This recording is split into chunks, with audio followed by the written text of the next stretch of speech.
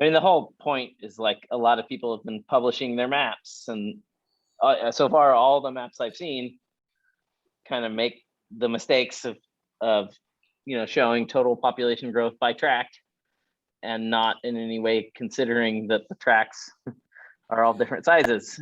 And Right. so a bunch of people, a bunch of great progressives are posting, see, Austin's growing on the perimeter, and it's not true. Right. Well, I have been working on, and next week I'll update them, a bunch of heat maps of race and ethnicity. And if you do a heat map versus the borders of census tracts or block groups, it's quite clear that people of color live overwhelmingly in the center, still within the city of Austin. And those who have moved out have moved into municipalities with higher family incomes. So Pflugerville and Round Rock both have higher per group or per family incomes than does the city of Austin. So if they're leaving Austin and moving out, they're moving out to more expensive places, huh? Right. Which that's part of our whole take has been that the whole suburbanization of poverty is a misunderstanding. There's a suburbanization of Texas happening. And so there's going to be some amount of people living in poverty who are part of that suburbanization. And there's going to be some people of color who move out to the suburbs. But it's not an accurate portrayal to say people are being forced out because of economic reasons. Yeah. And there are, yes, people of color have moved to the suburbs in Austin, whereby suburbs, they're still within the city of Austin. They're just lower density areas. Yeah. Or they were lower density areas. The other argument I wonder, I wish I could share I'll send out the heat maps next week. But the other kind of, issue, as I've said, basically within the city of Austin, I know what it was, to support the theory that low-income people of color are moving out of the city, somebody must be building a whole bunch of apartments. They're mainly renters. So somebody must be building a whole bunch of low-income apartments in Pflugerville and Round Rock, apartments that rent less than older buildings do in Austin. And that's completely unlikely. Yeah. I mean, why would Although a builder?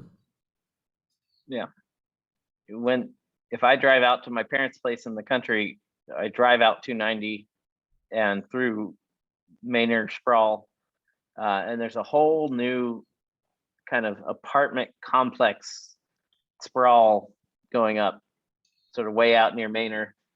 And it's just interesting. So I mean, it's true that it's part of it. There are people finding apartments that works for them out in Manor.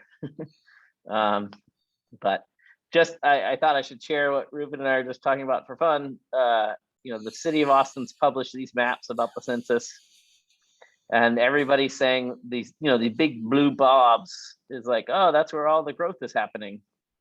And so like this blue blob added 6,000 people. I mean, that growth is happening and that's a real thing. But then like, this little tiny blob added 5,000 people.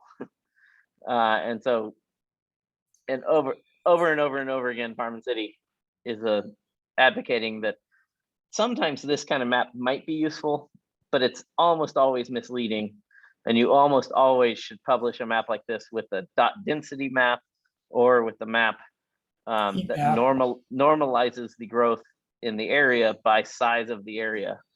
Because the way the census tracts work is that like over here, there's a giant census tract that like engulfs like probably the entire urban core of the city of Austin. But the way this map somebody decided to show this map, it implies that census tract is growing faster than the city of Austin. But Go ahead.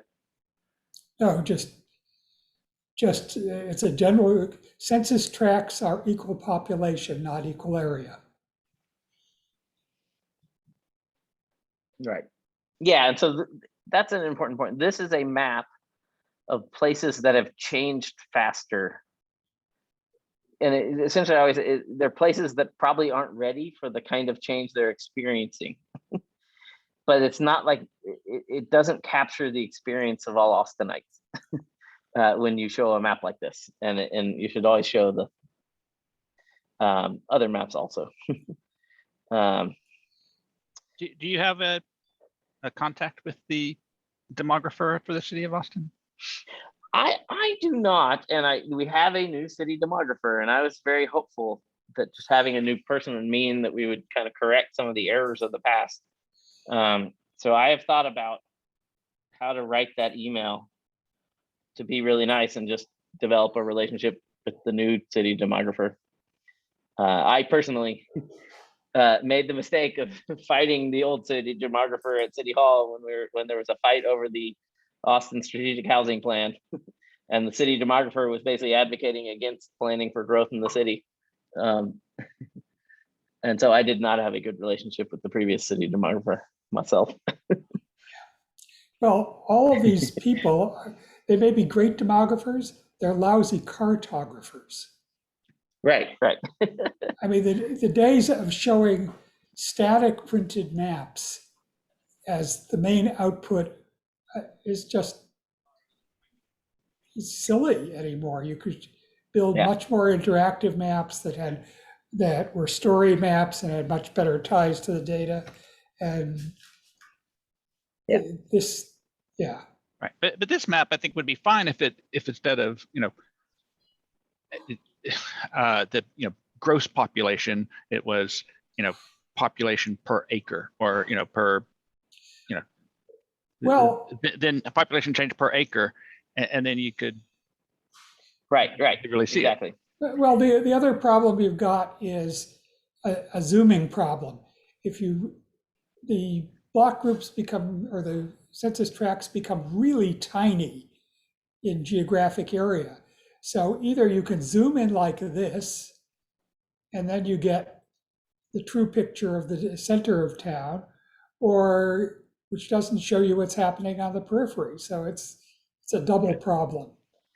Which maybe we should get to I-35, but a final thought is my favorite mistake in public planning processes about transit networks is that almost always, including with Cap Metro Project Connect, when people have the first initial public meetings about a transit plan, they show a map of the entire region and then ask people to draw with a big marker like where they think there should be transit access.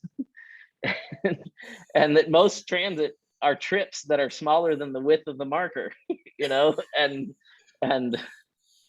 so thank you all very much for being here, and we'll get started on the I-35 portion.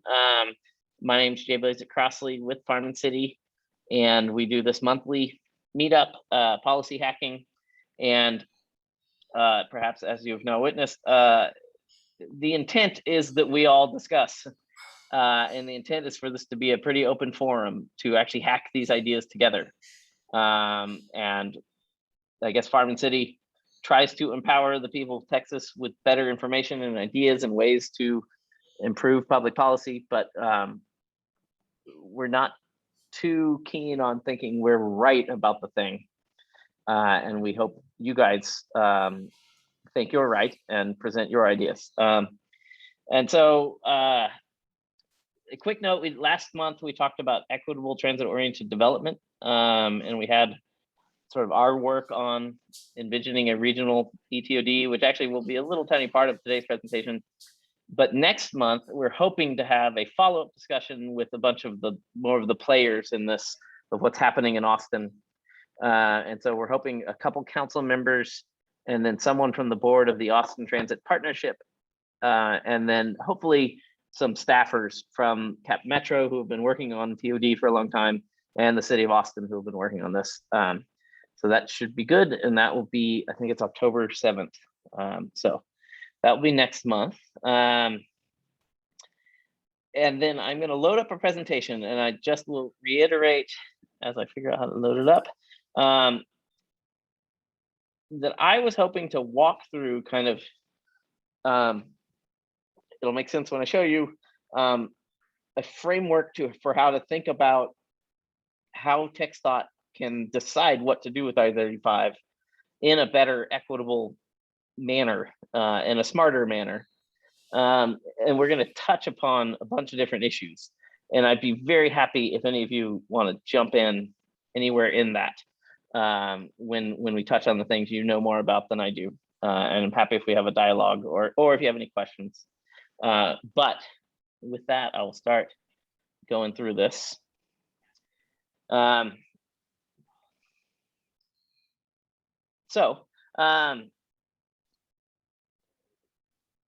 have to figure out what to do with I-35. And we're Farm&City. We are a 501c3 nonprofit. Very quickly, we have a theory of change that there should be a think and do tank, or a do and think tank for Texas, that changes Texas public policy that isn't focused on just one thing, but a set of interconnected issues. And so the key little point is just a lot of what we do is Vision Zero, which is trying to end traffic deaths. A lot of what we do is 50 million Texans is our sort of sustainability, climate change, long-term equitability and affordability work, and basically how our regions can grow. 1,000 Texans for transit is transit. We think Texans need a lot more transit access and funding. And then Decide Texas is equity in the Texas transportation decision-making system. And so a project like I-35 hits all those buttons. And so I'm going to walk through this sort of slide you'll see as I go. That basically we're talking about, and I could be wrong, my interpretation of what the spirit of the National Environmental Protection Act is, and what we should be hoping to achieve with a public process like TxDOT is engaging in right now with I-35.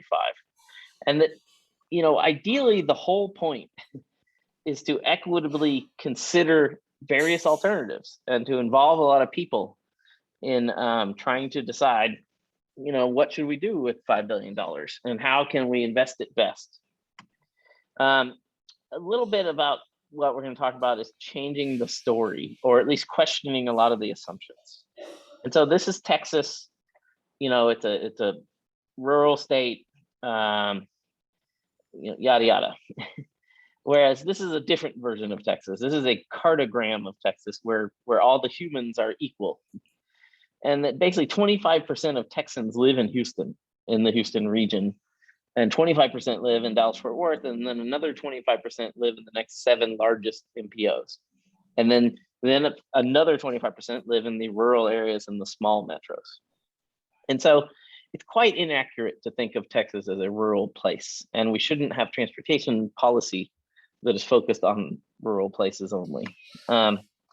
And then in terms of Austin, I think one of the keys about, road building in Austin is there's a lot of myths about Austin that are wrong. And one of the problems is that Austin, when you look at it the way we looked at it, where we looked at every tract in Texas, every census tract, and just looked at the density of people living in that tract, and then divided all the tracts up into urban, suburban, and rural. Of the major metro regions in Texas, Austin is the least urban, or the most sprawled of the major metros. And so another way to put that is that way more people are able to live urban lifestyles in Houston and Dallas-Fort Worth than in Austin. And way more people in San Antonio are able to live low carbon, healthy, more affordable urban lifestyles. And part of the reason is because Austin has built more roads per capita than any other metro region in our state. And there's this whole story that, there's a fantasy that, there is a true story about basically Freeway Fighters from the 60s stopping TxDOT from building, Cesar Chavez into a freeway, or 2222 Koenig into a freeway. But that story has basically not been true for a very long time. And we've been on a road building binge for a long time. I just saw that there's a chat saying, are we talking about metro, not municipal boundaries? And yeah, so the previous, this is about metro areas, not municipalities.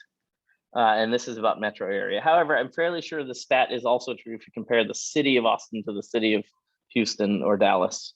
And it's also true, I'm pretty sure I did it with the major urban counties. So like Travis County is the most sprawled of the major urban counties in Texas. And that because we have more roads per capita than other places.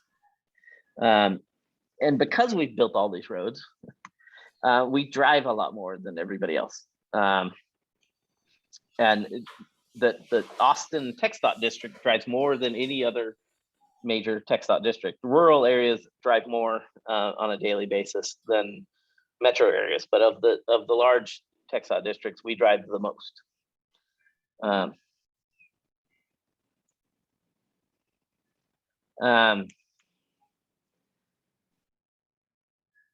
And I just see in the chat, is it true that our urban core is way less cut up than Dallas, Houston, and San Antonio? And maybe it's true that our downtown, like there's not a downtown freeway loop in Austin, but the sort of downtown is, squeezed in by the freeways.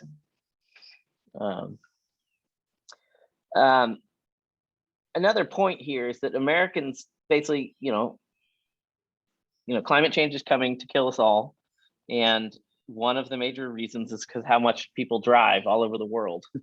But Americans are generally worse than most people in the world, although there's some places that drive just as bad as Americans. But when you look at American major metros, Austin and Atlanta are the worst. And I think a lot of people in Austin don't realize that's what's happening here. And that's why it sucks to be on I-35, is because we all drive more. I mean, only the people of Atlanta drive more than us in terms of major metros. And a result of this sprawl and this building too many roads and driving too much is also traffic deaths. And so the little chart on the left here, Campo is the Austin region, the Capital Area Metropolitan Planning Organization. And other than Corpus Christi, other than Killeen Temple,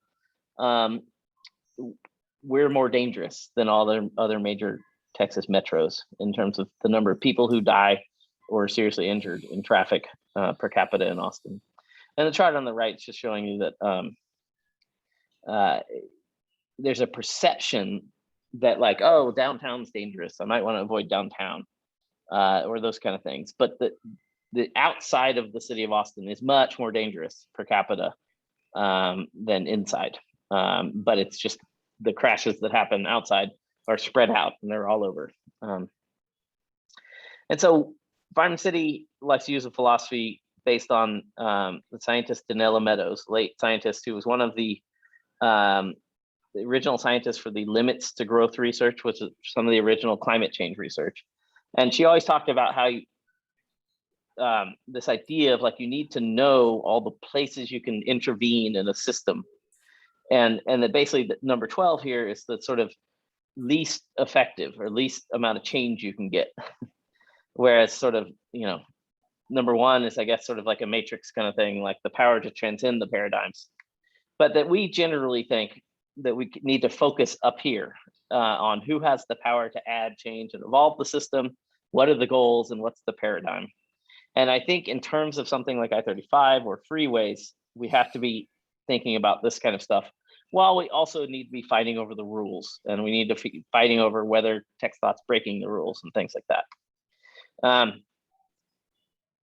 Another big story that I think we need to change is there's a fantasy that like driving is freedom and that transit is subsidized welfare. But that hasn't been true for a long time in Texas. And the great legacy of Governor Abbott and Rick Perry, really Rick Perry's legacy that Governor Abbott has completely continued, is pushing the state of Texas to go heavily into debt to build roads. And and moving from a pay-as-you-go transportation system to one where user fees no longer pay for driving. And these numbers translate to about $23 billion a year that the Texas state and local governments spend on building and maintaining roads. Whereas the total we spend on transit is $2.5 billion.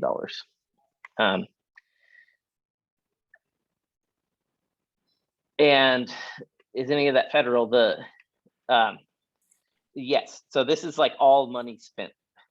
And so it's federal money, local money, state money being spent.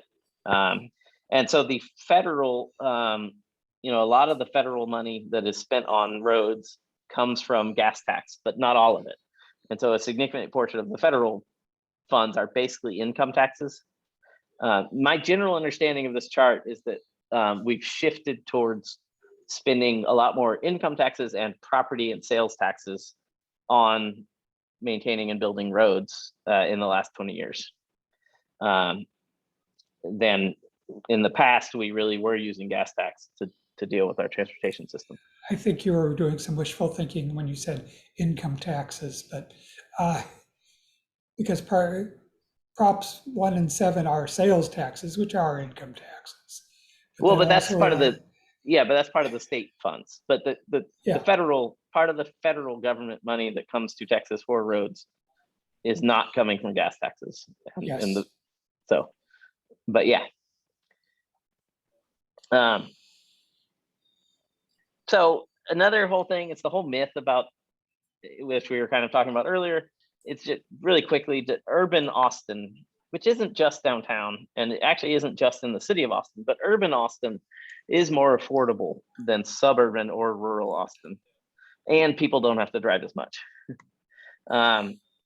And when you look at people living in poverty, the vast majority of people living in poverty live in the city of Austin, and Travis County added more people living in poverty in recent history than all the other counties combined. And so, widening a freeway for long distance trips from suburban areas is portrayed as something important for people who can't afford to live in Austin, but that story is just not true.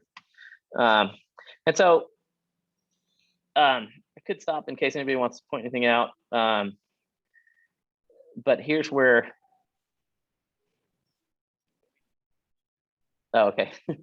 Sorry, I guess my checking out what Mateo put it. So I will accept Mateo's argument that Austin has way less freeways driving through the center of the city than other places.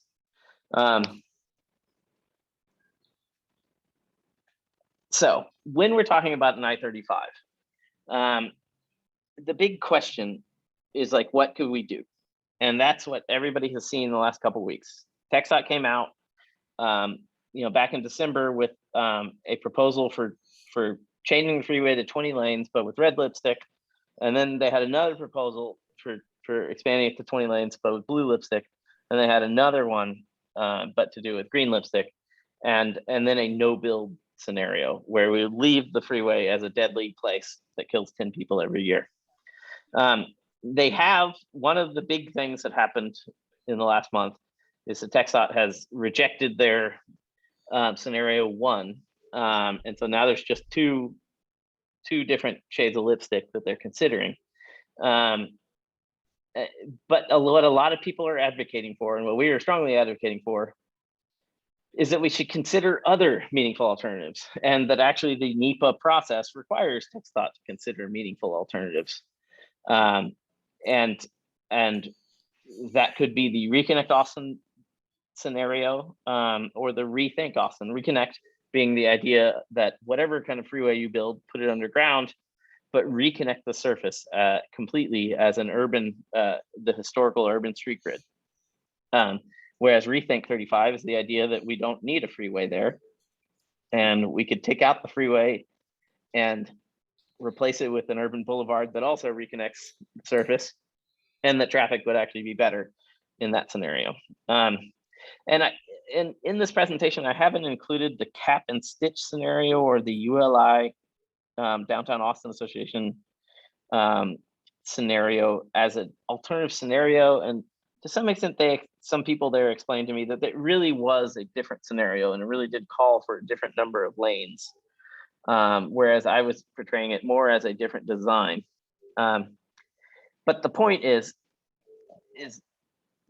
everything up to today, all the public input processes that everybody might have been involved in or has been hearing about, and that we're all supposed to send in as many letters as we can by September 24th.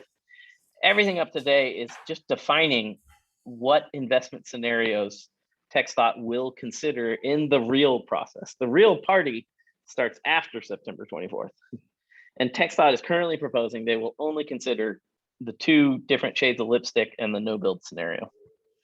And a quick note about, there was a report by the Texas A&M Transportation Institute, which was an amazing thing that TxDOT asked them to, why don't you go consider these proposals?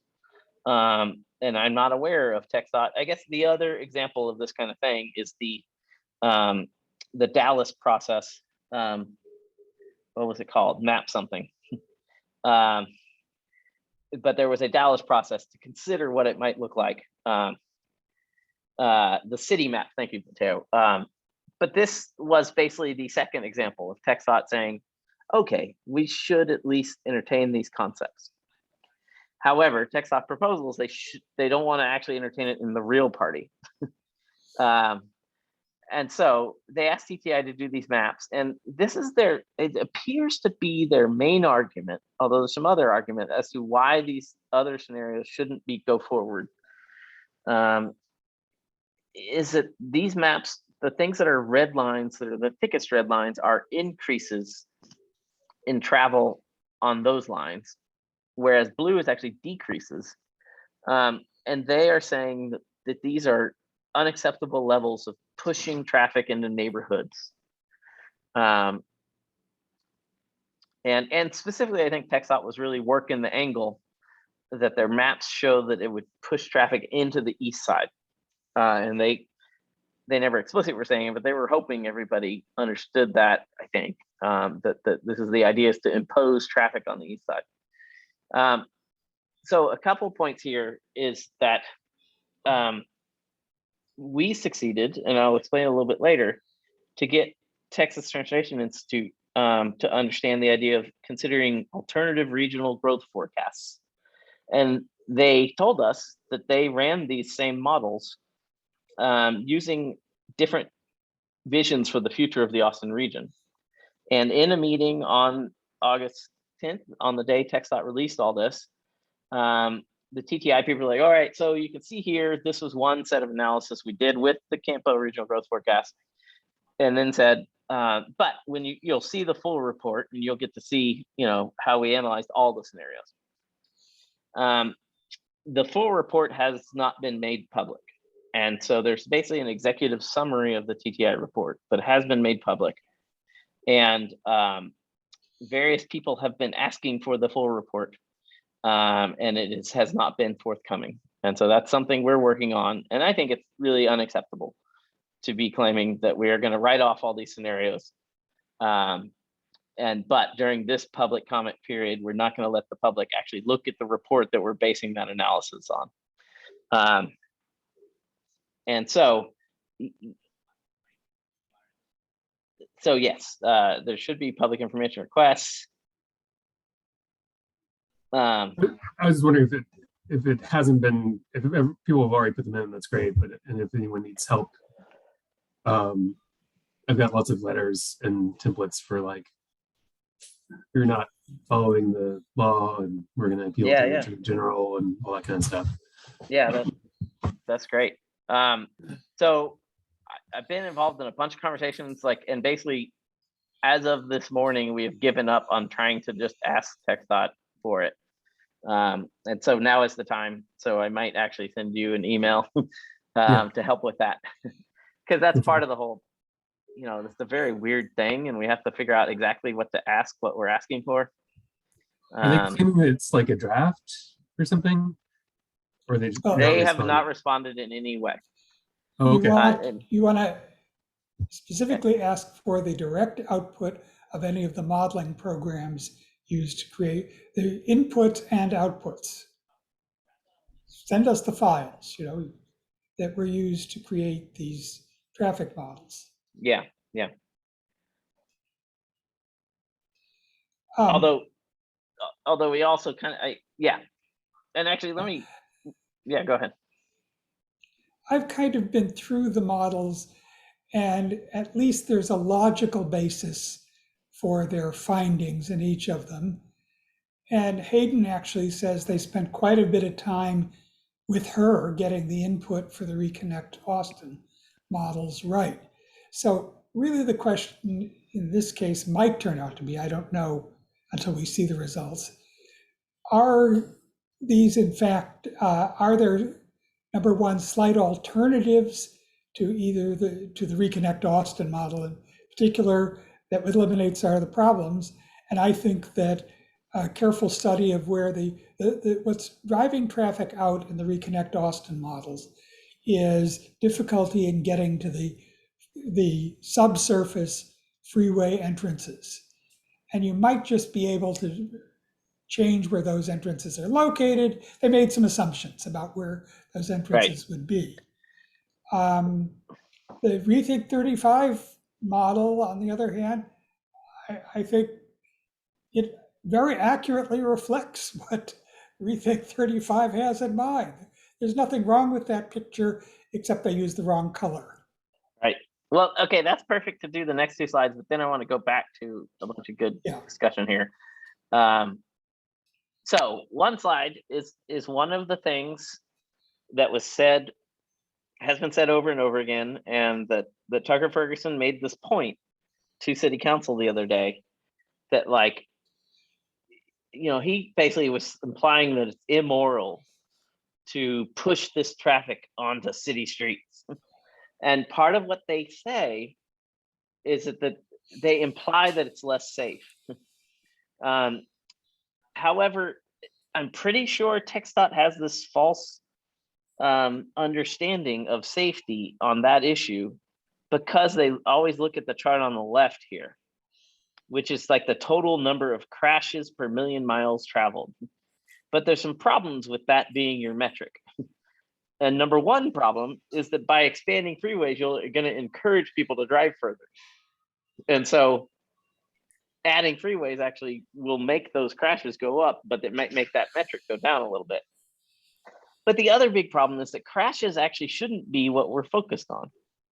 And like fender benders, if you're stuck in traffic on I-35 and you bump the person in front of you, that's not very tragic if nobody gets hurt.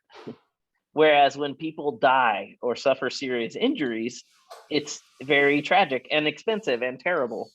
And when you look at actual deaths per miles traveled, the Texas freeway system, or TxDOT system, is more dangerous than the rest of Texas. And so then if we look back at these maps that they showed us, this is the Rethink Reconnect version. That blob right there, that looks like it's this terrible thing. Like that's, a bunch of traffic.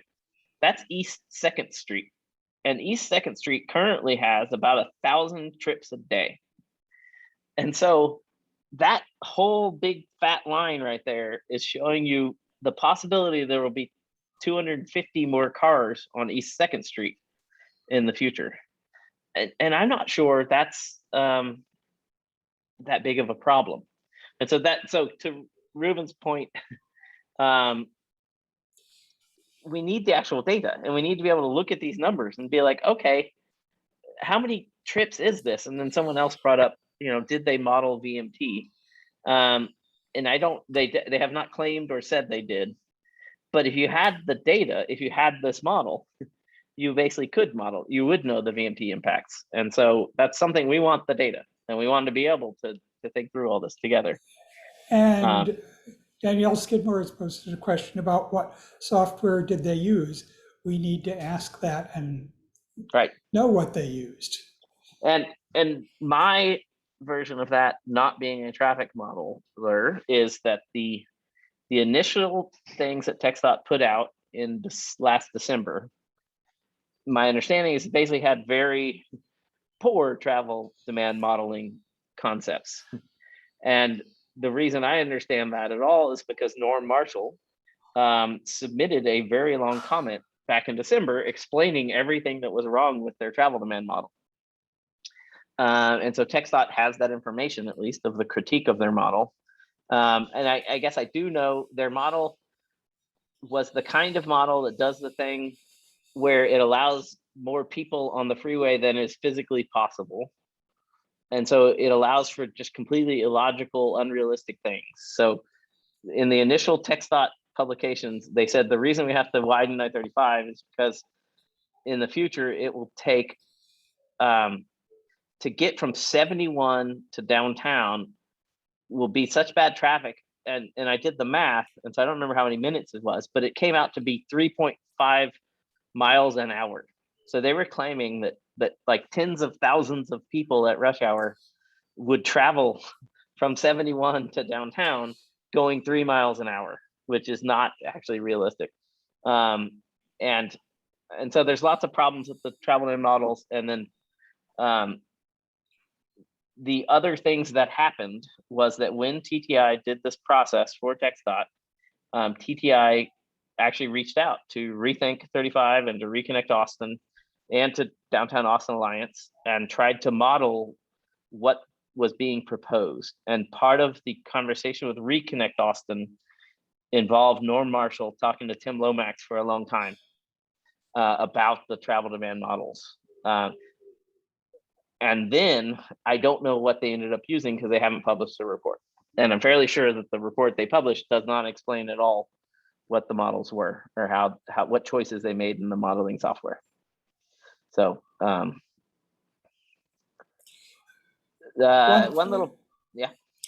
One thing that came up in Norm Marshall's report is on the Farm&City. Anybody wants to look at it, it's reachable from the Farm&City page on the Reconnect Austin site. Anybody else wants to go see his original report. And Appendix A is devoted to managed lanes, which right now is a very relevant topic. And he does cite one paper for its discussion of what happens when lanes get to overcapacity and so on. The lead author of that is a person who was working for TTI at the time, but now works for the city of Austin. That's Jen Duffy, and I would dearly love to get her opinion on the modeling that's been done. Okay. I'm going to catch up to a couple things. There was a discussion about the whole local traffic. And I just wanted to make sure everybody understands when TxDOT says local traffic, they mean, I believe, the whole Campo region, if not a little bit farther. And so they mean Williamson County, Travis County, and Hayes County. So 82% of the trips on I-35 within that region are local trips. But a lot of those trips are fairly long distance trips. That includes people commuting from Round Rock to downtown. And so included in that local trips is everything within that 3-county area.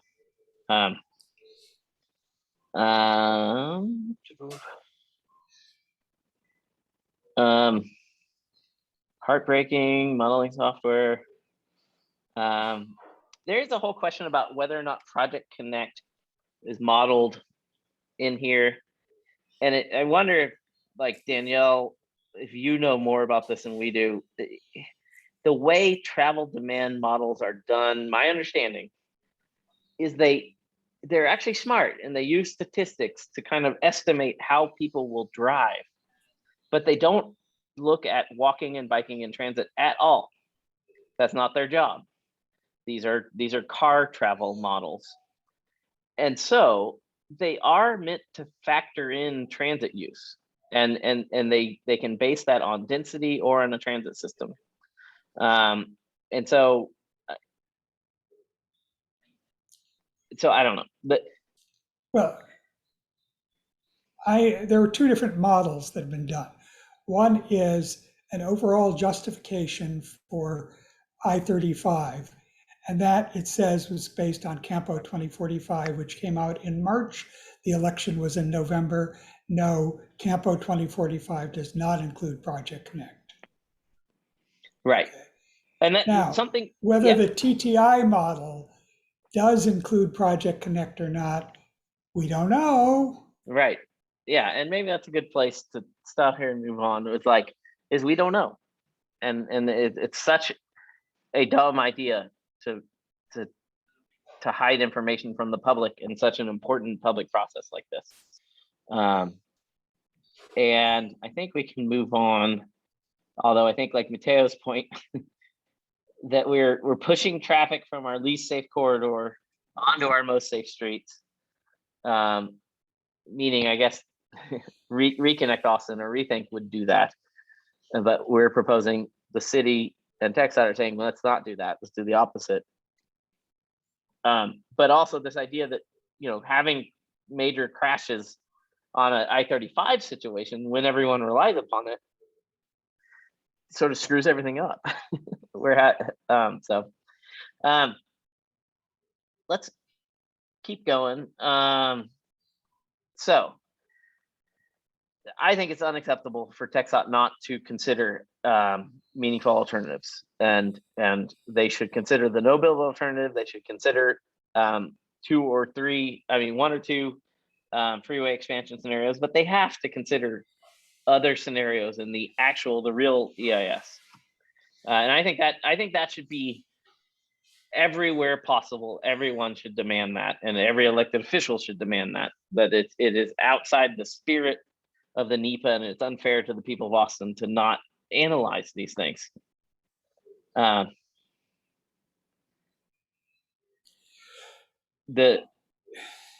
yeah, Mateo, I think, I mean, it's a question, but I think, let's see, are you saying the correspondent, are you saying that, I don't know if you want to speak up, are you saying the emails that we already had about asking? Which is an interesting concept. I was thinking about doing a blog post that was titled like, why is TxDOT hiding TTI's report? Yeah, I mean, I would just like at this point to know what exactly they were asking TTI to look at, and what went into the actual, what was it that they were asking them to model, and specifically, and what was that correspondence about? Yeah, it seems like that should be a matter of public record along with, all the data. right. Yeah, that my original plan was to ask for every draft of the report that was sent from TTI to TxDOT, and maybe like you're saying, whatever TxDOT sent TTI asking them to do something. So most drafts are not subject to Public Information Act stuff, from my understanding of dealing with several cities on this. The final report definitely should be available through Public Information Act, but drafts are usually not, for what it's worth. I mean, so it's possible that they are saying basically the executive summary that is published is the final report. Possibly. I mean, I think that's where you get to challenge it. I mean, that's where you get to challenge there. What about inputs to any simulation or modeling used to derive the report? In some senses, that isn't the final report. On the other hand, it's a work product that. Well, it depends on if TTI has it. If it's all in TTI, then it may not be subject to public. Well, TTI, they're part of A&M, right? I don't know. No, TTI is a state agency, and they also have their own PIR thing. Yeah. So right. TTI can be PIR, so we can PIR both. Yeah. Well, we'll see. So the whole idea is like, how do we decide if we're going to do one of these things? What's the best for Austin? And the point here is that we need to analyze the travel demand models. We need to analyze the impacts on air quality, including climate change. We need to analyze traffic crashes, economic development impacts, and those economic development impacts need to be analyzed equitably and how they and the costs and benefits need to be analyzed equitably. And all of those and all that analysis, traditionally what happens in Texas is that you use one regional growth scenario, and you say, what's going to happen if we grow like we expect here, and we invest in this freeway this way, and we think that's insufficient. And sorry, I got tripped up. Apparently, this is where I get into traffic crashes. So one of the key points is that traffic crashes cost the people of Austin a lot more than congestion, and traffic crashes on I-35 are a much bigger problem than congestion on I-35. And this, what you're looking at is all the people killed and injured or in a crash on I-35 in 1 year, 2018.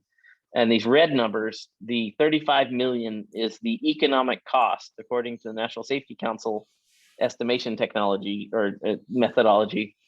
Whereas the comprehensive cost is when you add in years of life lost and pain and suffering in the future. And so every year, I-35, this section of I-35 is costing the people of Austin $254 million worth of pain and suffering and years of life lost and crashes and all kinds of stuff. And TxDOT put out various versions of trying to argue that congestion was the problem.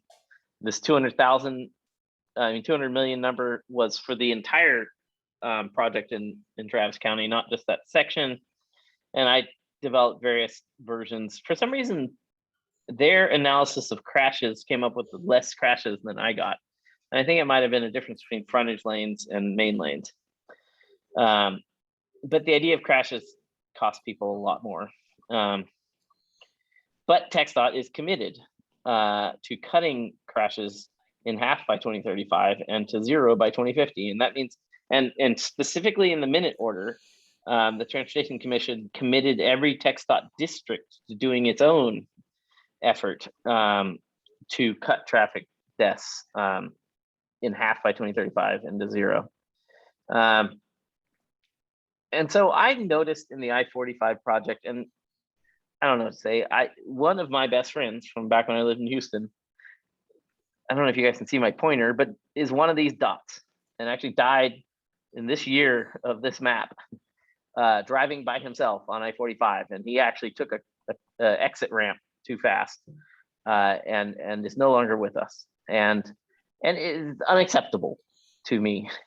And it's unacceptable for TxDOT to be talking about investing so much in one of these things and expecting that the people of Texas and our families will pay for the way they want the system to work with our, lives and limbs.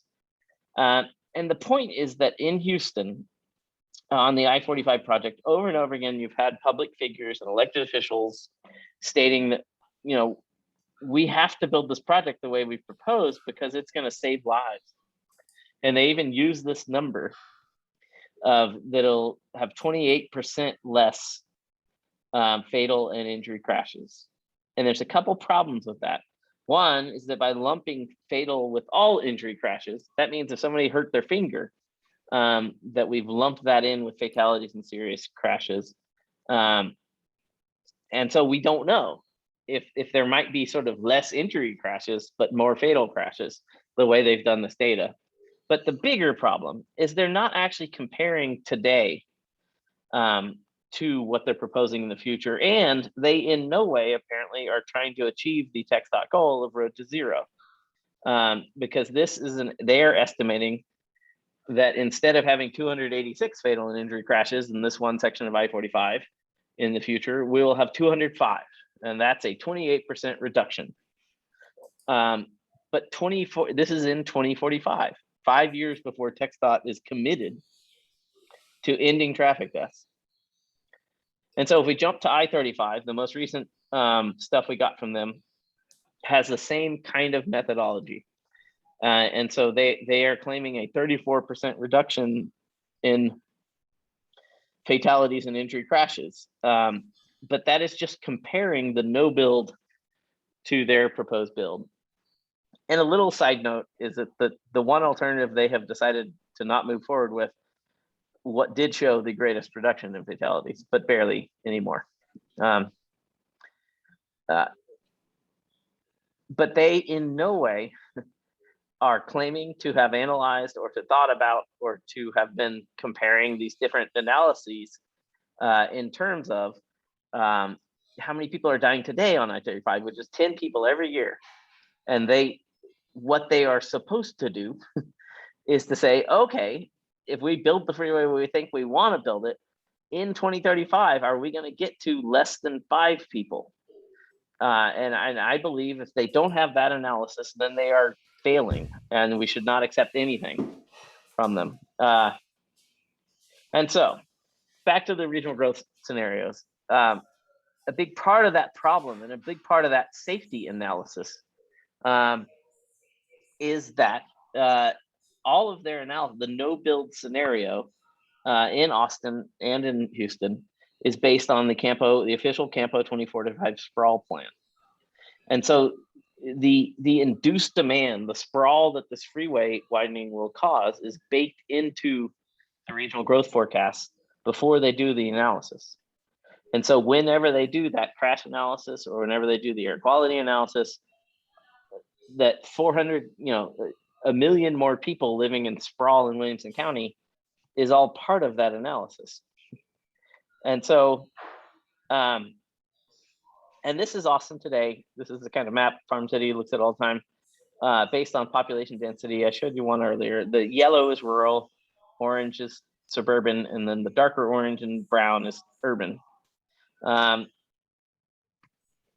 But this is the official Campo regional growth forecast. And one of the things you might notice in the bottom left corner is that our plan is that over 3 million people will live in car-dependent suburban and rural places. Somebody's I'm gonna have to go mute somebody. I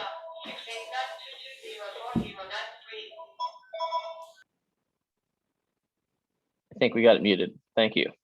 Our official regional plan is that in 2045, most people will have to live in car-dependent sprawl, even though there's no indication that's what people want. And there's good indication that about half of the people in any Texas metro region wish they could live in walkable neighborhoods, and about half wish they could live in sprawl. But another thing about this map is this, what you're looking at right there equals 350 square miles of rural or open land converted to suburban or urban. And one of the problems is, and so this is the 2045, or the 2040 Campo forecast carried out to 2045. And Campo did this whole process to like make the process way more scientific and to use an urban sim model, which is great. And they were gonna we're gonna, figure out where people are gonna grow in the region. But all of these models include as one of the inputs the previous regional transportation plan freeway expansions, but not transit. And I'm fairly sure the Campo model does not sort of allocate people living near TODs. But here's the point, is that this was the first draft of Campo's forecast for the 2044 forecast. So here was the previous forecast, and here was the first draft. Dramatically different proposal for what would happen in Williamson County. Over 500,000 less people in Williamson County in the future is what the model told us. So Williamson County freaked out, and Williamson County and the suburban counties in Austin control the Austin MPO. And so there's a long process, but eventually there was just an up or down vote. And Williamson County said, no, we would like to add 400,000 more people to Williamson County to your numbers there. And this is the official Campo regional growth forecast. And there's been a bunch of back and forth. There's a firm ATG memo that purports to show why they had to add these numbers. The memos basically nonsense. And actually in the memo, there's the main, it all drags down to a point where it says Campo staff told us to use this number. And so one key thing is that when TxDOT allocates funds, one of the things they use is the future growth forecast. And so Williamson County has basically been diverting TxDOT funds for decades through this process. But also, all those travel demand models are completely built upon this forecast. And the forecasts have been way off. And generally, Texas urban counties have grown a lot more than all of our forecasts have said, including the state demographer. The state demographer has been really very off in terms of urban county growth compared to suburban county growth. And like this is, you know, a different comparison of the same thing. But basically, Travis County added a lot more people than the model thought, and all the other places added less people. And so part of this problem is the MPO inequity. And it's part of the whole story of I-35. And this is actually Houston. The Houston Galveston Area Council is the worst example in Texas of inequity at the MPO level. And it may be the worst example in America, but I'm not sure. But we analyzed all MPOs in Texas, and the overrepresentation of white people at the MPO decision-making level, it's just off the charts in Houston. In Austin, Austin is somewhat unique in Texas that I think it's like 40% or 45% of the MPO Transportation Policy Board members are female. Most Texas MPOs are almost strictly male. But in terms of race, Austin has similar problems, and the people of our region are not represented on their MPO policy board. But there's also this geographic inequity. And so Travis County has 45% of the votes on the Transportation Policy Board, but has 56% of total population and 60% of population and jobs.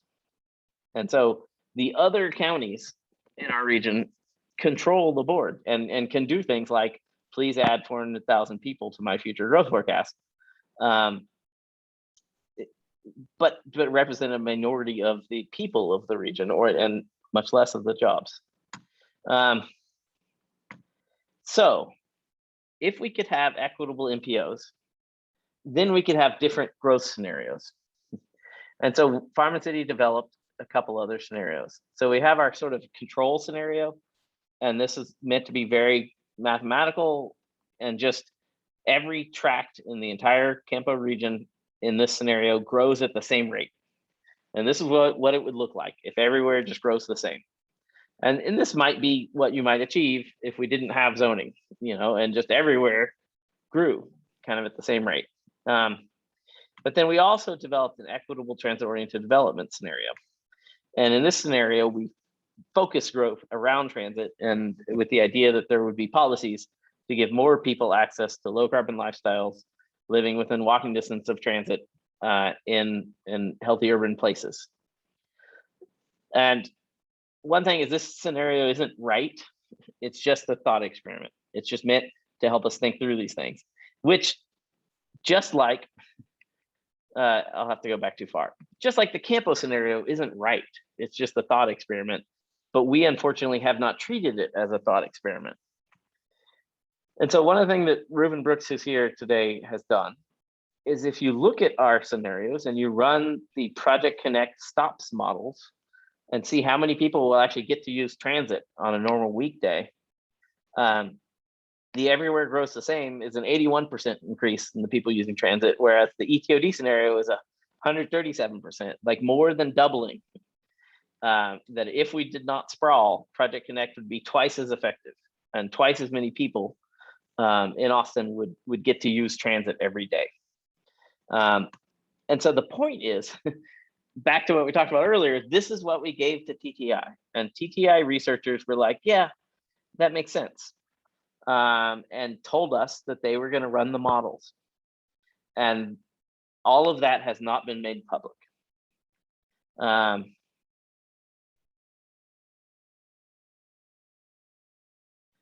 So I'm just checking the notes. So yes, exactly. Somehow Texas MPOs have to be reformed. And that could be that reform-minded folks could win a majority. You only need a simple majority vote at an MPO to adopt a weighted voting system. Whereas you actually need a completely unanimous to actually change the joint powers agreement and not give rural places way more power than they're supposed to have. But you just need a majority vote at any MPO to move towards a weighted voting system. There is a provision in the draft federal infrastructure bill about this whole concept of inequity at MPOs, and it's very good. And it says MPOs must consider, and so it's very good. And I actually was at an event with the director of Campo, who I think is actually very smart and effective. He's just working for the wrong people, kind of thing. I asked the question what he thought of that, and his response was, I'm not sure what they think they mean by that, but it's not, it doesn't necessarily require any action. And then he tried to explain, I have to say this, that his response was that if you look at unincorporated Travis County and compare that to unincorporated Williamson County, there are a lot more people living in unincorporated Williamson County, which I thought was the most amazing summation of the inequity of Texas transportation planning in one sentence. The idea that Travis County only cares about the unincorporated areas is wild and wrong, and has there's no defense for that idea. It's just wrong. But yeah, we could buy off Bastrop or something like that. We could build a regional majority for an equitable, sustainable future. And Bastrop, the current regional planning system really sucks for Bastrop and for Round Rock and for all the other cities in the region. And it really also sucks for a lot of the counties. What it's good for is if you're building suburban subdivisions in unincorporated areas. It works really well for you if you're in that situation. So I think I'll scoot along and then we should talk. But part of the whole point here is I think it's really important that a bunch of us understand the different levels of the EIS. And I hope I've helped, but a key question is are they going to entertain meaningful alternative investment scenarios? But then a second question is, how are they going to analyze those scenarios? Both of those questions are up for grabs right now. And technically speaking, TxDOT is in the scoping process. And all of our comments that we send in right now, they are supposed to listen to them and try to consider if they have to use it in the real party, in the real EIS. Also, I think there's this whole suite of mitigation strategies, and the TxDOT needs to basically pay for any problems it causes. But also, there's been a strong call that TxDOT needs to pay for its past digressions. And so in terms of affordable housing, Houston set the precedent, and Houston's MPO and TxDOT have invested in affordable housing as part of the proposal for the I-45 project. And TxDOT Austin and Campo should also do the same. We need to mitigate any kind of air quality concerns. And a little point here is that TxDOT had this great report. I don't know if y'all have seen it, but it basically tries to prove that there's not a problem and that the road building isn't going to make greenhouse gas emissions worse. And that I think their whole point was because of improving fuel standards, this orange line goes way down, and even in 2040, it's still going to be less than it is today. And there's some flaws with this thinking. And one flaw is the idea that in 2040 we can be emitting the same as we are emitting today is contrary to worldwide knowledge. And there's all kinds of other things wrong with this report. But TxDOT has actually cited this report in their EIS response for I-35. And they have basically said, we have the study, which proves that TxDOT doesn't really impact climate change. And thus, we're not going to really bother with that idea. And they made the same claim in Houston, where they're like, yeah, the greenhouse gas emissions, we have a study on that. It's cool. And so the proposal is right now, the proposal is that something happened. I don't know if everybody knows that their draft 2 that TxDOT released in March, they proposed to not study air quality at all. And their rationale was that they were proposing 3 scenarios that were basically the same. And so there was no difference in the air quality impacts. And so they didn't need to study it. A lot of people push back on that, and they have now. This is one of the big victories, that the draft 3 says they will study air quality impacts, but the sort of air quality impacts on humans around the freeway, which is crucial and important, but they will not in any way plan to study climate emissions, or the overall air quality impacts. And then a final note is, every summer I make my summer interns read this old TxDOT report on how like they don't have any responsibility for climate change. And so as of June of this year, the old link I used, my interns got to this report. As of about a month ago, a little bit before they released this 3rd draft, that report is gone. And TxDOT has removed this report. And I tried to find any kind of reference to it in their environmental analysis like guidebook, where they have a bunch of different documents on how to do environmental. And it appears that TxDOT has scrubbed this report from the internet. And so I don't know what it means, but it's possible TxDOT has at least accepted the idea that their old concept that greenhouse gas emissions weren't really a problem. They no longer stand behind this, which is something. So sound, one little note, sound is a real problem. And I don't know how many people have driven in Houston freeways in the last 10 years.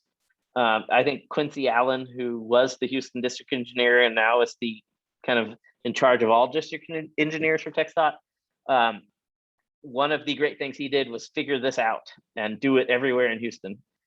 But if you drive in Houston on most of the major freeways now, they're grooved. And it's this weird thing. It's trippy if you're driving. But it actually like significant, there's a giant reduction in the sound. And so I think we should be demanding any kind of freeway that we do in Austin needs this. We need the things like sound need to be actually fixed. We need TxDOT to be smart and do these kind of solutions, which we know TxDOT can do. Then flooding, of course, green space and access to nature needs to be part of TxDOT's thinking. And the idea of reparations and the idea of TxDOT making up for past injustice needs to be part of their mitigation strategies. And the final thought on the mitigation strategies is that one of the things Mayor Turner in Houston got in the negotiations back in 2019 at the MPO level was that the MPO paid $1.5 million to the city to do a whole community planning process to study the impacts of the freeway, and put up $50 million to do whatever that process came up with to mitigate those problems. And so we need to demand the same here. And then there's a whole set of design overlays, and that's what I was saying, cap and stitch, like how you cover the thing is really important. And the city has an RFQ out right now on how to do cap and stitch. And it's really important that as many people as possible are lobbying the city of Austin right now that cap and stitch shouldn't be just limited to the ULI cap and stitch scenario, but should include the entire Reconnect Austin concept and include capping and stitching in South Austin and in North Austin, and everywhere it's reasonable, kind of thing. And there's the idea of a continuous cap. Safe design speed is a big thing. And one of the things that TxDOT has in fact moved on, and they have now published very publicly, they will use sort of safe design speed concepts in all frontage roads. And it's not clear if they mean 30 or 35 mile an hour design. But it's also something we have to keep pushing really hard on, including that all surface streets should be urban street standards. You know, we shouldn't, frontage roads are bad according to TxDOT documents. Frontage roads are unsafe and inefficient, and they don't move people well. And so we shouldn't do any more of those. And then I think one of the key things that's missing in the two TxDOT scenarios that are really the same scenario is the east-west crossings. I think they have added one multimodal street east-west crossing, and then two really, then one pedestrian bridge up where I live near 290. But that's not nearly enough. And we should be pushing for adding 10 to 15 east-west crossings that are multimodal streets that work for transit and people walking and biking and people driving. And the final thought is that we have to measure access, access to jobs, access to stuff, and not measure travel time. Measuring travel time is a wildly inequitable way to measure things in a transportation world. And TxDOT has the computing power now to do much more sophisticated analysis of like whether a transportation project will improve people's lives. Whereas they're proposing, right now they're proposing, the only thing they will analyze is how long it takes to drive from Round Rock to downtown. And the experience of needing to drive from Round Rock to downtown is a somewhat unique experience. And all of us are very aware of the group of people who do that experience, because that's the traffic that we all have to deal with. But it's a very small amount of people that actually do that. And so instead, we need to be considering metrics that value the person who lives on the east side and wants to walk to their job downtown, or wants to drive a short distance downtown. And there are very easy ways to measure access instead of measuring travel time. And so with that, thank you all so much for dealing with me talking so long. I'm very happy to open up for questions, but are there any other here? The projections are just wrong way to figure out where to make investments. Just a suggestion hearing all this. Yeah. I mean, it sounds like, to me, I don't think we ever win. Well, not that we ever win, but it's going to be hard to win based on anything that TxDOT is doing the analysis on, unless there's a competing analysis with people who have some public information from the city or the county or someone. So, I mean, I think like that has felt really, even though it came late in the process, I feel like the Houston thing has helped a lot for I-45. Is you can have something to be for that's not, and you're not just anti all the time. And so I think yeah, I think you mentioned it a couple of times, but I just want to emphasize, I think that's I think we should be pushing for that. And maybe that it's a good chance to talk about like what happened in Houston, that in Houston, after TxDOT published the final draft, the final EIS, there was basically public uproar.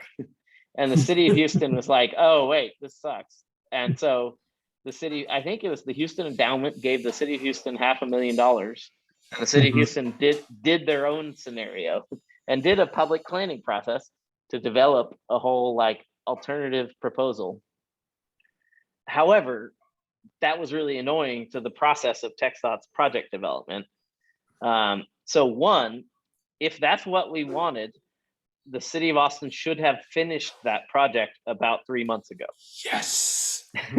And it is now actually too late for that. But it might be reasonable to still push for that and to still say, TxDOT, you got to wait long enough for city of Austin to develop another alternative. And I think that maybe is a good answer now, is to let the city, but quickly, Yes. do some other like, okay, here's a scenario, here's the other scenario we need to entertain. But the point is, we don't want it to be some other process. We want it to be in the actual EIS. We want TxDOT to actually consider, and we want all the, they're going to pay all these engineers and all these firms millions and millions of dollars to like figure out how the exits and everything works and figure out all the different analytics of all of it. And we want the meaningfully different scenario to be in the real process. So we need to fight for. So if we succeed at somehow getting the city to present its own scenario, we're not done. Like, it doesn't mean anything until it actually becomes one of the scenarios that TxDOT is considering. Yeah, I'm somewhat more sympathetic to TxDOT. I think TxDOT is like my cat, and I have tried and tried to get my cat to bark, and she won't. And TxDOT, they don't have most of the skills they need. Okay, so let's talk about the cap. The cap is going to have a neighborhood on top of it. When in past history has TxDOT ever designed a neighborhood? Now let's look at what is the city, who else might design a neighborhood for TxDOT? Well, I happen to know a governmental unit that designed a community on top of an old airport that was being disused. And that community has been wildly successful. Unfortunately, the embarrassing point that real estate prices are higher there than elsewhere in the city. When is the city of Austin going to come up with its design for what would go on a cap? And again, you mentioned east-west streets. TxDOT, I shudder at the thought of TxDOT starting to design east-west streets in the city of Austin. The city of Austin should decide which east-west streets will carry more traffic and go off and tell TxDOT, we need a crossing here because we've done all the community input and these two streets are the best and this is where we'd like a crossing. Getting TxDOT to do any of this kind of decision-making, I think, is hopeless. And I guess, as Jay pointed out, there are some more hopeful people to talk to. One is, Jay kept mentioning the Houston MPO, who actually came up with the money for all of these other things. What's Campo come up with? Who's on the book? Who are our representatives on Campo? They may not have a majority vote, but at least they can get up and yell and scream. I just warn you, though, don't do public input to Campo meetings. You'll get stuck on a City of Austin commission. That's been my experience, and I'm not going to do it again. But in any case, Campo and both the City of Austin need to play a much more active role. And I'd add Travis County in the mix too. I mean, I think there should be, on some other issues, I feel like Judge Brown has been a little bit more open to input than some. And anyway, it's worth a shot, at least. Yeah. No, we definitely need Travis County elected officials to get in on this, and quick. And one little thought, and then let's go to some other, but I sort of agree with Ruben on this idea, and it's hard. Like on the I-35 project, the City of Austin staff have actually succeeded at working with TxDOT to develop like possibly safe urban design for frontage roads, which is great. But long term, the people of Texas need a TxDOT that can design a multimodal boulevard that has light rail and bike lanes. However, I don't know if the people of Austin have to sacrifice, to get there. But for me, some of us need to be fighting long term for TxDOT to actually do urban things. I've been learning more about Texas regional government, about the mysterious CapCog as well as Campo. And there's actually quite a clever system of varying levels of support for different size municipalities. For example, there are home rule cities, and then there are cities who just follow general rules given out by the state of Texas. Why should TxDOT do anything inside the city of Austin? TxDOT should be the agency for rural areas and areas where the city government is too small to do its own road design. But not with the amount of money they have. You know, so if you did that, Oh, no, I fully agree. You know, the city of Austin should get its share of the TxDOT money, but why do we need TxDOT?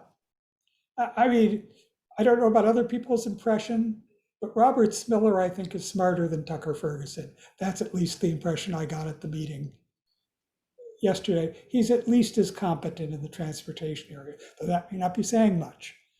Why do we need both a Robert Spiller and a Tucker Ferguson to be best buds to get anything done in Austin? In any case, that's probably a far distant future. But in the meantime, I think the city of Austin and Campo need to take a much stronger, much more aggressive leadership position. If Campo won't design something, they should.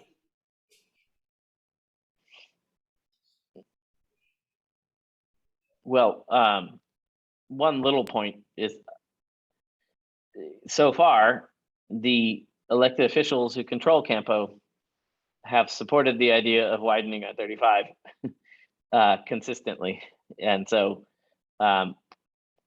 reform at Campo, I think all of us nerds should work with the Campo staff, but the elected officials who represent all of us at Campo need to start asking for better questions and for better outcomes, kind of stuff. One of those voting in favor of the TxDOT funding of I-35 was one Stephen Adler. I was in the room. I remember where he was sitting, and I was kind of surprised when he said yes. Okay, so our officials who are on the Campo board can do more as well. And so some of them are willing. Do you remember, and this is sort of an aside, but Jimmy Flanagan voted against I-35 and said that it had to do with the idea that widening I-35 was a bad idea.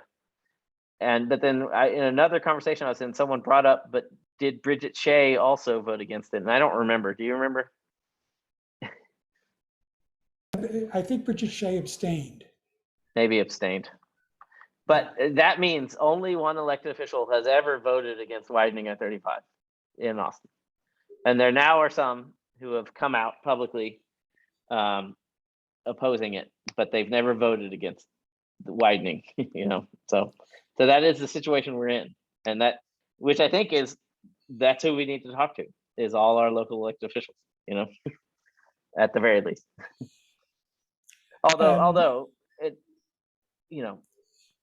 the Texas Transportation Commission is a 4-member commission appointed by the governor with the consent of the Senate. Or it's actually a 5-member, but the governor has chosen not to appoint a 5th member for like 2 years. And it's reasonable to interpret the commission's actions as the governor's actions. And the governor is very strongly deciding Texas's transportation policy. And so people should communicate with the governor. If you're gonna complain to the mayor, complain to the governor also,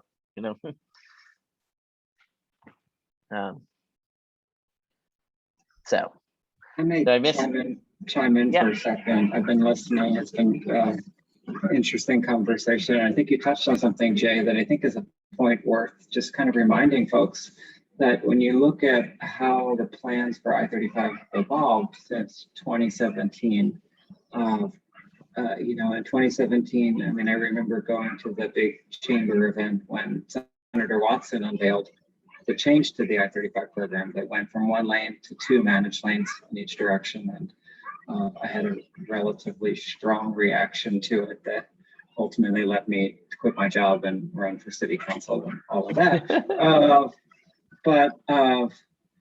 Ultimately, right, like there's some fundamental things about the project that are decided in the political process. And the Transportation Commission approved a project that includes 2 managed lanes, right? And so what TxDOT's been working on has always been faithful to those 2 managed lanes in each direction. And, if I may nerd out as a transportation drainage engineer, for a moment, like ultimately there's this geometry problem that the people that are working on the schematics that TxDOT has, unveiled, and that their response has been, the community now has a strong response to, has been trying to solve this puzzle that is predicated upon the fundamental constraint that the answer to the problem is 2 new managed lanes in each direction. And it feels to me like and you're saying this already, Jay, but like, it feels to me like a meaningful conversation is, do we need 2 new managed lanes, right, in each direction? Or is there some other way of reframing that? If let's say we want to have 2 new lanes that are HOV managed going into our core, what do they have to look like? Right now it's always been a fairly traditional sort of high-speed highway concept that sort of puts them in the middle, right? And they have the full design speed and all of the complexity that you see in the schematics. But maybe we can achieve the same goal that the commission, has requested, right? There's 2 more lanes of capacity, to use their language. Maybe there are other ways to achieve that, with both either within the corridor or near the corridor, that are way more built on a human scale, pedestrian, urban friendly. But until they start meaningfully consider something that isn't trying to do those 2 new lanes in each direction, we're going to be stuck against the same geometry problem. And that's why when I look at their alternatives, the 3 and then the 2 that have been carried forward, they're basically, these are my friends, right? The engineers are trying to solve the problem, right? But what they're being told to solve is a very specific problem. So the practitioners don't really have much space to go beyond that direction. And and that direction is now 4 years old. So that's my little, as much as I'm going to say about that, and get myself in trouble. Well, no, I think that's extremely important. And then I'll have to respond to a couple of thoughts there, and then we'll go to Gary. But the answer is in the question, at least on the managed lanes. But there is a big distinction, is that basically today, I-35 is sort of is 3 or 4 main lanes and 2 or 3 frontage lanes. And then back in January, Tucker Ferguson said at a chamber event that our bottom line is 2 managed lanes, 3 main lanes, and 2 frontage lanes, which would end up being about 14 lanes, which is about what I-35 is today.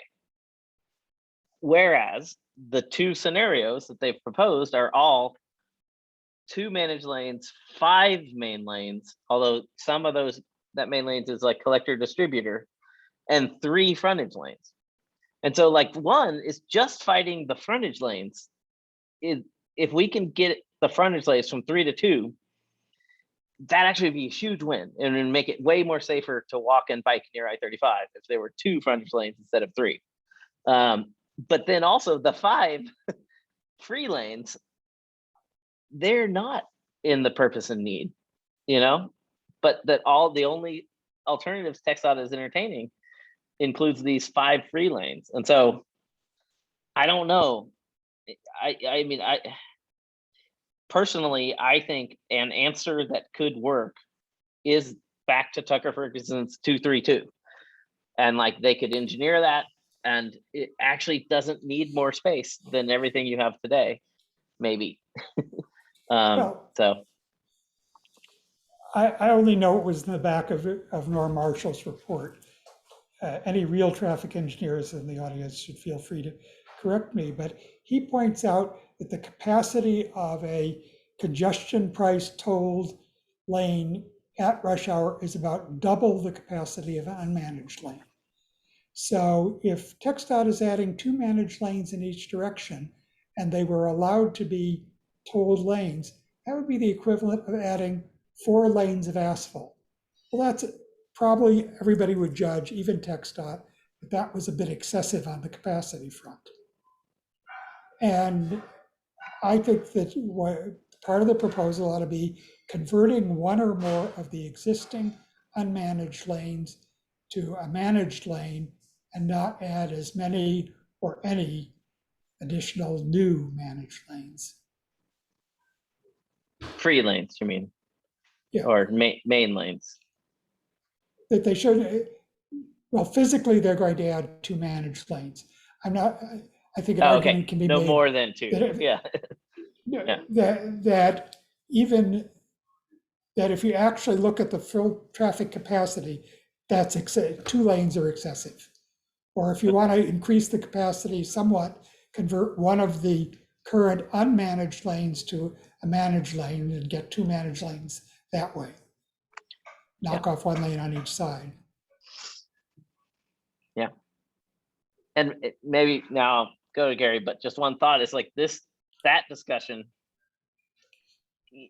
part of our whole advocacy is like TxDOT is not allowed to think that TxDOT could be wrong. And TxDOT is also not allowed to have productive decision-making exercises, and one example is that the question was in the answer. And so all the great engineers that are working on this project are constrained by what's in the purpose and need. And so part of what we want is that things are more complicated now, and we need a smarter TxDOT. We need to allow TxDOT to be smarter and to work through these things better. So with that, Gary, you've had your hand up for a little bit. Well, I appreciate that, Jay. This week marks 7 years that I've been gone from the city of Austin. And, just a lot of changes in my own personal life, and very grateful for where I am now. We tackled I-35 with $1 million out of the 2010 bond to come at it with a totally different thought process.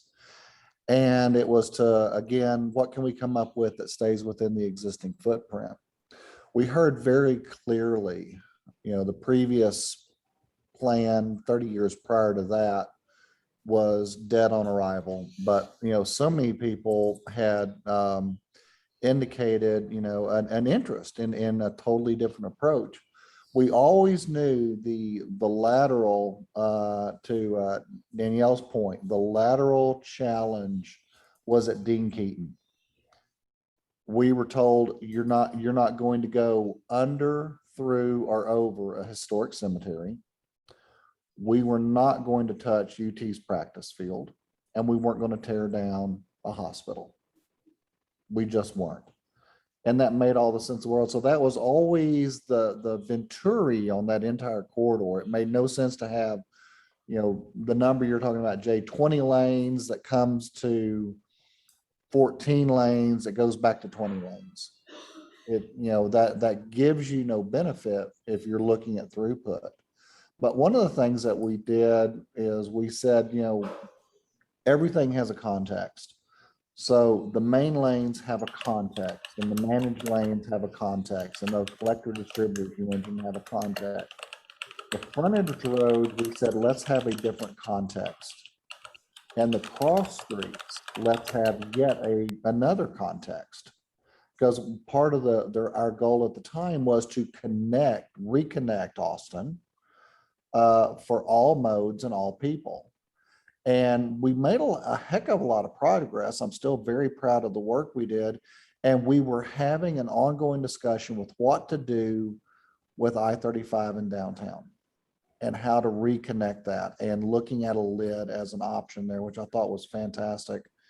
And as the project's sponsor, I was pushing the team really hard to say, how can we get these ramps to work? And yeah, let them be steeper, let them be a little bit tighter, but let's look at, I mentioned the text, a desired operating speed instead of a design speed. If everything has to be designed at 70 miles an hour, it'll always be huge. But if we can do things with context where we convey intuitively to the drivers, I need to slow down and pay attention, then we can do something different. If we're thinking multimodally, we could really do good things. And in fairness, the argument was that we would build in this great partnership we put together with the city, the county, TxDOT, and others, we would build these 135 projects within the existing footprint, demonstrate that what can be done has been done. And if the community said, guys, it still sucks, we want more, okay, now let's think about making it bigger and going outside of the right of way. But at least demonstrate through capital improvements and projects on the ground, we've done what we can. Now it becomes a values discussion. And really engineering, I mean, if tortured enough, the data will confess to anything, guys, you know that. So a lot of it to me is, what do we want it to do? And how do we want to feel while it's doing it? That's my thoughts. I'm grateful for everybody and glad y'all are still having the conversations. Yeah. Well, I'll just say that I think what you said about the context and the design of the frontage roads and the cross streets being different than the, main lanes, or that, actually, that part of it is where we're having the most progress, and where the City of Austin staff basically know how to talk about that stuff and are talking to TxDOT about it, and are, gaining ground and working with the TxDOT engineers. And they're like, I mean, the engineers at TxDOT, they might be happy to design something, design a safe urban street like TxDOT has never done before. And so I think that element we have to push on and support and keep going harder. And that relationship between City of Austin and TxDOT, I think, is actually good. And when I just have to show you everybody, that's not coming.